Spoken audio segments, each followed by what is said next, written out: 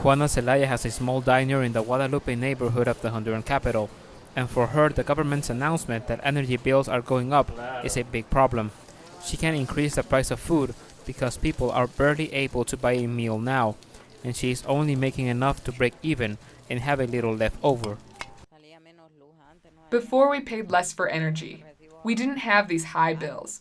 I only paid 300 lempiras, or $13. Now I pay 600 lempiras. I rent this place for 500 lempiras, plus 100 lempiras for electricity. If they raise the price, it will really put me out, because everything will be more expensive. In Honduras, 60% of the population are poor. The cost of electricity is set to increase by between 30 and 50%. The National Energy Company has said that the rate hike is in response to the company's financial troubles.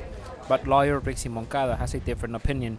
She managed the company from 2006 until 2009, and she says that the move is a result of privatizing the company.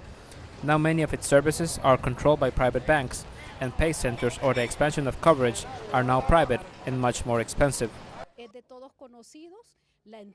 Everyone knows that when they broke up the national company, they created 3 trust funds to administer it and handed this to the national banks Atlantida, Ficosa, and Continental.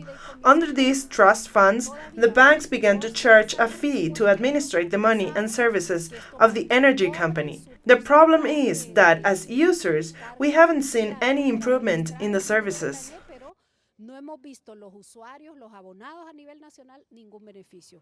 Privatization began 3 years ago. According to the government, it was the only way to rescue the company that was left in disorder and corruption since the 2009 coup d'etat. The trust funds mean that the banks now receive money even if they don't administer the company.